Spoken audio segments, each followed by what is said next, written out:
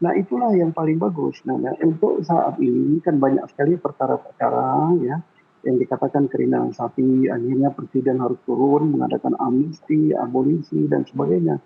Jangan sampai terjadi seperti itu. Jadi, bagaimana yang saya katakan tadi, bagus hukum itu luar biasa disusun, kalau aparatnya tidak bagus, tidak bagus juga.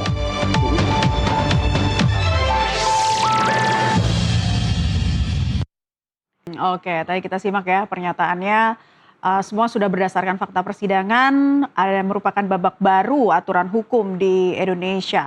Baik itu KUHP yang lama ataupun KUHP yang baru. Silakan ditanggapi Pak Susno, melihat hasil putusan hari ini seperti apa? ya ini bagus ya. Kenapa bagus? Bagi para aparat penegak hukum, pengamat hukum, praktisi, akademisi. Mengapa? Karena ini kan proses perkaranya Roy Suryo ini dan Dr. Tifa ya, Iya. ini dilakukan masa hukum acara yang lama maupun hukum materi yang lama. Gitu. Hmm. Tengah-tengah perkara ini belum diputus, terjadi perubahan hukum.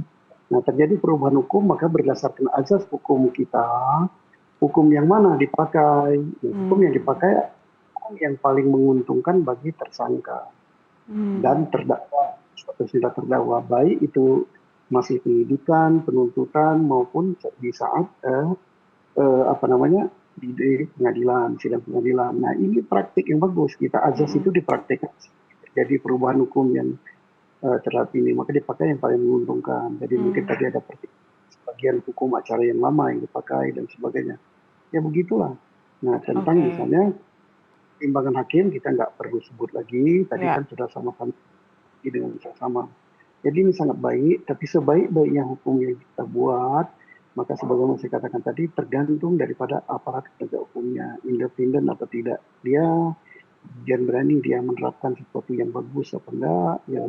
Kalau tidak, ya sebagus-bagusnya senjata hukum itu, kalau di tangan orang yang tidak baik, ya tidak baik Ya. juga. Ya, ini menjadi pelajaran besar tentunya ya. Tapi dalam kasus yang menyita perhatian publik seperti ini, Pak Susno, sejauh mana sih pihak penyidik bisa menjaga batasan antara tugas penegak hukum dengan resiko tuduhan kriminalisasi? Nah, itulah yang paling bagus. Nah, untuk saat ini kan banyak sekali perkara-perkara ya yang dikatakan kriminalisasi, akhirnya presiden harus turun mengadakan amnesti, abolisi dan sebagainya. Jangan sampai terjadi seperti itu. Jadi, bagaimana yang saya katakan tadi, bagus hukum itu luar biasa disusun, kalau aparatnya tidak bagus, tidak bagus juga. Jadi makanya kalau kita betul-betul ingin memperbaiki hukum di Indonesia, maka semua aparat penegak hukum ya, bukan hanya polisi saja. Penyidik itu adalah Polri, penyidik KPK, jaksa penuntut, dan jaksa juga suatu penyidik, kemudian hakimnya, kemudian pengacaranya. Mari kita sama-sama berubah, kita tegakkan hukum di Indonesia ini untuk anak cucu kita gitu. Jangan Mm-mm. kita Ya, baik. Pak Fikar, Ya, kembali lagi tadi kita mengutip apa yang disampaikan oleh Pak Susno ya berkaitan dengan KUHP, KUHAP ya, itu yang mana yang paling menguntungkan tersangka. betul. Penjelasannya. Ya, saya kira itu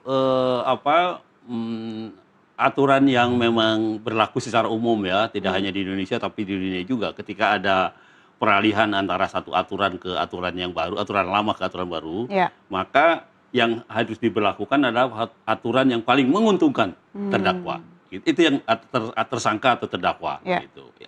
Itu ini berlaku secara umum itu di Hmm. dunia bahkan. Gitu. Oke. Nah itu yang termasuk kemudian diadopsi oleh KUHP maupun KUHP kita. Gitu. Hmm. Jadi itu yang harus dilakukan itu. Gitu. Hmm. Nah menurut saya sih sepanjang sepanjang yang saya ketahui ya KUHP atau KUHP yang baru gitu ya, memang ada perubahan. Artinya perubahan dalam pengertian ada lebih penghargaan terhadap hak asasi manusia aja itu Di KUHP yang baru.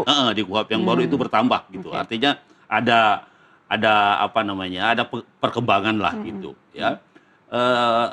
Di satu sisi itu gitu. Tapi di sisi yang lain tetap karena kan gini, kasus pidana itu kan eh, apa namanya, pertemuan antara di satu sisi kewajiban dan kewenangan negara, Hmm. kewajiban negara membuat kehidupan ini menjadi tentram dan damai gitu ya.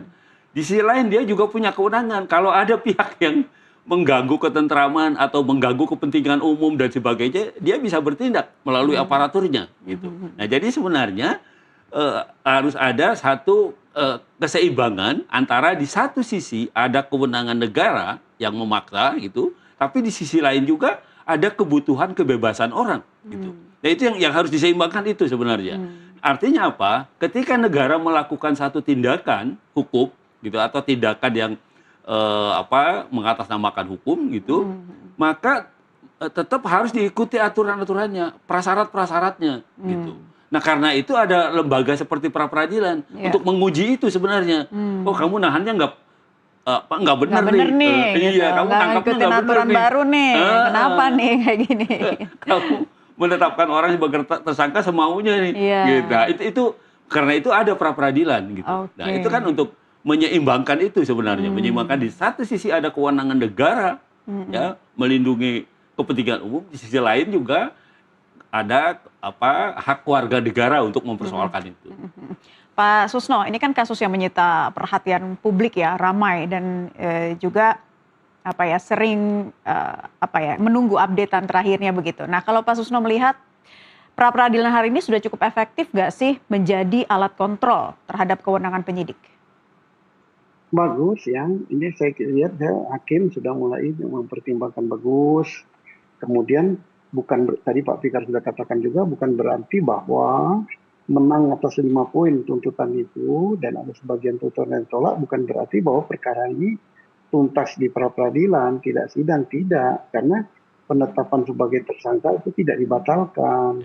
Berarti ini berjalan terus, hanya beberapa yang telah dilakukan oleh penyidik itu diputus oleh hakim itu salah. Jadi mereka tidak melakukan sesuai prosedur. Kewenangan digunakan, yes. Kewenangan memang diberikan oleh undang-undang. Tapi kewenangan itu ada batasnya, ada tolak ukurnya, diatur di dalam hukum acara. Nah, hukum acara itulah yang tidak dipenuhi atau tidak dilakukan oleh penyidik untuk beberapa upaya paksa. Tapi tersangkanya tidak, tetap itu dasar gitu. Maka perkara ini jalan. Oke, Pak Fikar ditambahkan. Jadi catatannya apa nih kalau kita berkaca dari pra peradilan hari ini? Jangan sampai nantinya gitu ya, kalau ada kasus lagi yang dilakukan oleh penegak hukum, nantinya menggerus kepercayaan publik pada penegak hukum. Iya, saya kira itu yang nomor satu harus diambil pelajarannya gitu ya oleh para penegak hukum. Oke lah, bahwa negara memang punya kewajiban menciptakan ketertiban umum ya bagi masyarakat gitu. Dengan kewenangannya yang besar menegakkan hukum gitu ya. Tetapi ya itu tadi seperti Pak Susno katakan juga ada prasyarat yang tetap harus diikuti. Ya jadi istilahnya biar berwenang tapi jangan sewenang-wenang. Nah, itu dia berwenang tetapi juga mengikuti persyaratan atau hal-hal yang harus dipenuhi ketika dia melakukan atau melaksanakan kewenangannya. Umpamanya menetapkan kan jelas dulu tidak ada aturan yang jelas ya. Ada ketika ada laporan masuk orang bisa ditangkap, bisa ditahan, bisa ditetapkan sebagai tersangka. Nah, artinya aturan atau KUHP dalam hal ini belum menegaskan batasan-batasan gitu ya. Sejauh mana orang bisa ditetapkan sebagai tersangka. Nah, maka lahir umpamanya putusan Mahkamah Konstitusi minimal ada 2 alat bukti baru boleh penyidik menetapkan orang sebagai tersangka. Nah, itu kan jadi itu memenuhi kelengkapan yang ada di dalam KUHP gitu. KUHP juga tidak secara terang benderang menyatakan itu. Dia cukup hanya menyatakan ada bukti permulaan yang cukup. Nah, dia tidak menjelaskan bukti permulaan yang cukup itu adalah minimal 2 alat bukti. Tidak menjelaskan itu KUHP. Maka kemudian itu diambil alih oleh umpamanya Mahkamah Konstitusi. Nah, itu kan artinya kehidupan ini memang dinamik gitu. Ya, maksud saya hukum juga berkembang sesuai dengan kejadian dan kebutuhan yang ada di dalam masyarakat.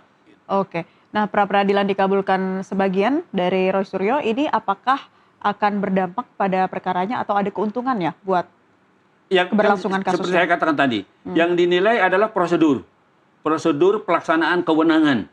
itu dianggap tidak sah semua. Tetapi bahwa ada perkara pidana yang menempatkan Roy Suryo sebagai tersangka, ya itu tetap jalan. Tetap jalan. Jadi nggak ada keuntungan sama sekali atau ada? Keuntungannya ya itu tadi penerapan upaya paksa. Gitu kalau tidak ada peradilan ini sangat mungkin umpamanya masih ada yang disita, masih ada yang mungkin juga masih ditahan Roy Suryo kan gitu. Kalau tidak seperti dengan putusan pra-peradilan seperti ini kan walaupun tetap jadi tersangka, dia tidak diperlakukan digunakan upaya paksa. Ya karena memang tindak pidananya kan juga bukan kasus pembunuhan, bukan atau bukan penganiayaan, bukan yang mengerikan gitu. Ya sesuatu yang sebenarnya banyak terjadi juga di dalam masyarakat gitu. Hanya kan ini sebenarnya ada aspek delik aduannya juga gitu. Artinya kalau orang korbannya nggak mempersoalkan, tidak ada perkara ini gitu. Ya kan? Nah, ini karena korbannya mempersoalkan ya jalan ini perkara kan seperti itu.